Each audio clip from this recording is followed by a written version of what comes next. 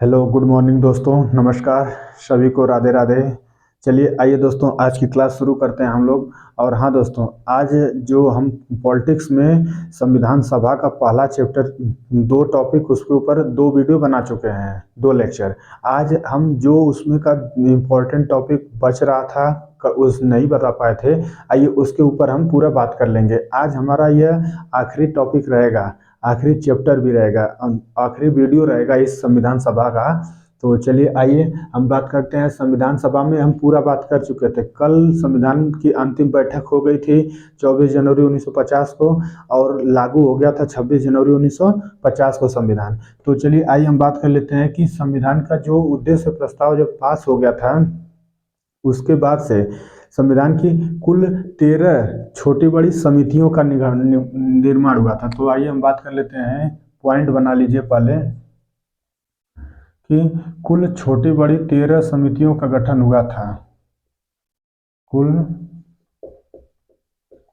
छोटी बड़ी 13 समितियों का गठन हुआ था। 13 समितियों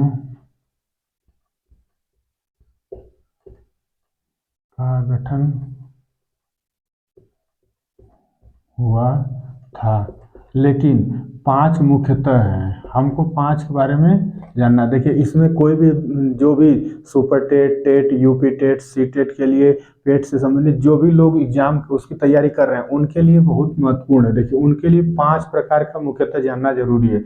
लेकिन 5 मुख्यतः समितियां हैं,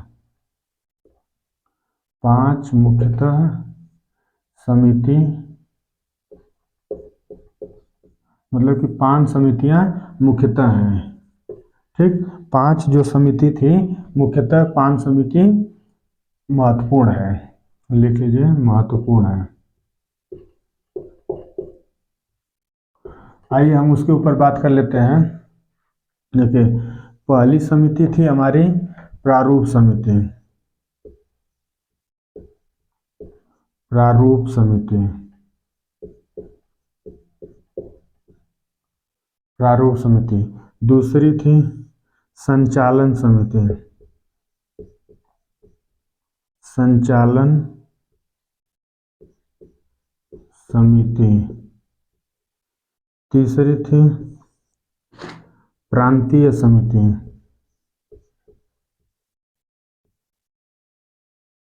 प्रांतीय समिति। और 4th नंबर पे संघीय समिति, संघीय समिति। और एक है लास्ट 5वां, झंडा समिति, झंडा समिति।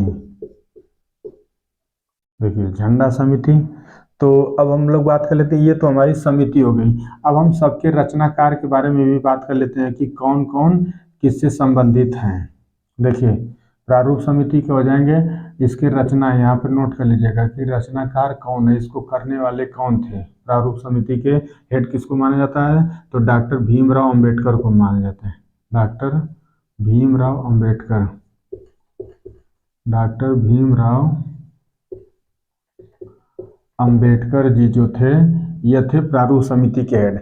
बात कर लेते हैं अगले, संचालन समिति। संचालन समिति का मतलब कि जो समिति को चलाने वाले, संचालन करने वाले। तो संचालन करने वाले डॉक्टर राजेंद्र प्रसाद,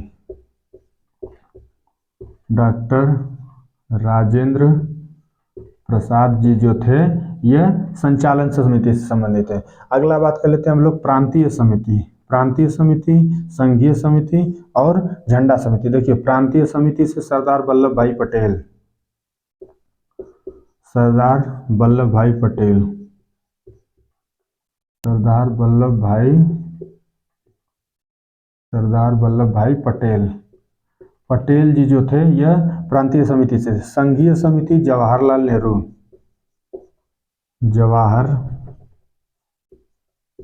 जवाहरलाल नेहरू, पंडित जवाहरलाल नेहरू जी जो थे, यह संबंधित थे किसे, संघीय समिति से। आगे बात कर लेते हैं हम लोग झंडा समिति से। तो जेबी कृपलानी,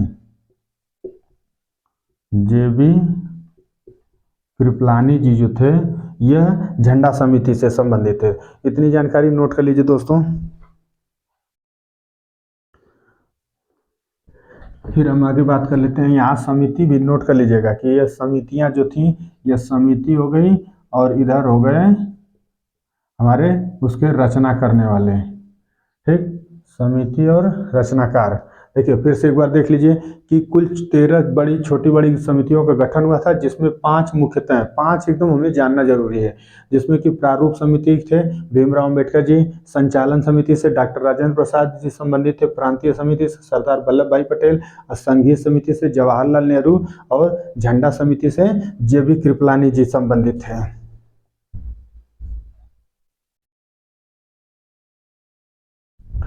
चलिए आइए दोस्तों अगली बात हम लोग कर लेते हैं। एक जो प्रारूप समिति था हमारा, उसमें फर्स्ट पे हम लोग इसके बारे में थोड़ा नोट कर लेते हैं।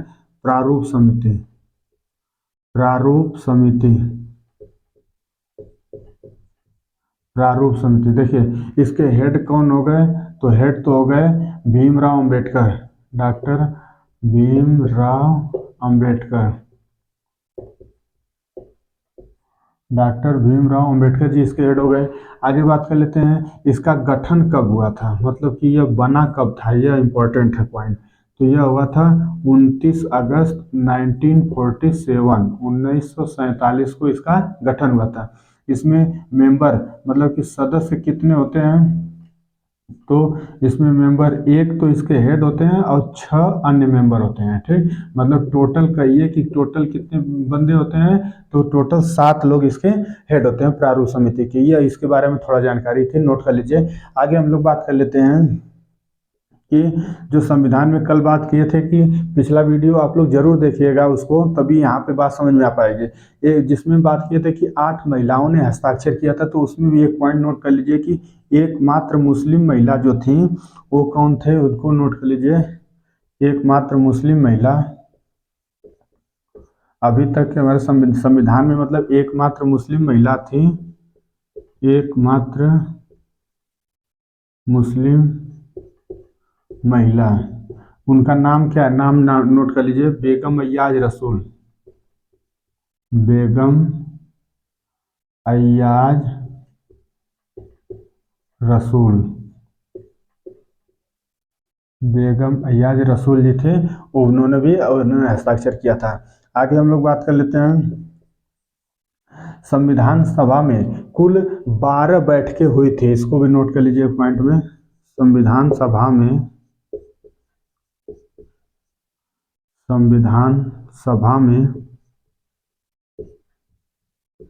संविधान सभा में कुल 12 बैठकें हुई थी, 12 बैठकें हुई थी, इसको भी नोट कर लीजिए। कल ये नई पॉइंट बता पाए थे, संविधान सभा में कुल 12 बैठकें हुई थी। अब हम लोग बात कर लेते हैं आगे, एक पॉइंट और नोट करिए कि संविधान सभा पे पूछ सकता है कभी कभी कि सबसे पहले हस्ताक्षर किसने किया था, तो नोट कर लीजिए कि सबसे पहले हस्ताक्षर, सबसे पहले हस्ताक्षर, सबसे पहला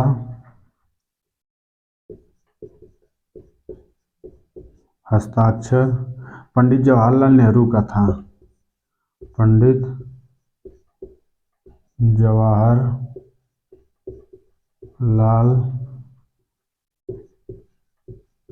नेहरू जी किए थे। संविधान सभा पे सबसे पहला हस्ताक्षर किसका था, तो पंडित जवाहरलाल नेहरू जी का था। अंतिम हस्ताक्षर किसका था, इसको भी नोट कर लीजिए। तो अंतिम हस्ताक्षर, अंतिम हस्ताक्षर, अंतिम हस्ताक्षर डॉक्टर राजेंद्र प्रसाद का था। अंतिम हस्ताक्षर डॉक्टर राजेंद्र प्रसाद जी का था। ठीक, तभी न जाके ये सबसे पहले राष्ट्रपति भी बने थे हमारे डॉक्टर राजेंद्र प्रसाद। तो इसको भी नोट कर लीजिए कि सबसे पहले हस्ताक्षर किसका था, तो पंडित जवाहरलाल नेहरू। और सबसे अंतिम हस्ताक्षर सबसे लास्ट में जब संविधान हमारा बन के तैयार हो गया था, पूरा लागू हो गया, अंगीकृत हो गया था, तो 24 जनवरी 1950 को लागू हो गया था, अंगीकृत हो गया था, मतलब आंशिक रूप से लागू हुआ। तो हस्ताक्षर उसके बाद डॉक्टर राजेंद्र प्रसाद जी का अंतिम हस्ताक्षर था। इतने पॉइंट नोट कर लीजिए। और एक पॉइंट और नोट करिए कि संविधान सभा के अस्थायी अध्यक्ष डॉक्टर राजेंद्र प्रसाद थे। अब हम बात कर लेते हैं कि उपाध्यक्ष कौन थे।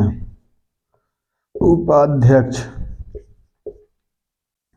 संविधान सभा में उपाध्यक्ष कौन थे, तो इनका नाम था एच.सी. मुखर्जी। यह भी पॉइंट नोट कर लीजिएगा, जानकारी के लिए रख लीजिएगा, दिमाग में सेट कर लीजिए। एच.सी. मुखर्जी, इनका पूरा नाम था हरेंद्र नाथ मुखर्जी। हरेंद्र नाथ मुखर्जी, ठीक, हरेंद्र नाथ मुखर्जी इनका पूरा नाम था। उपाध्यक्ष हो गए डॉक्टर राजेंद्र प्रसाद, हमारे अस्थायी अध्यक्ष थे। इतनी पॉइंट नोट कर लीजिए।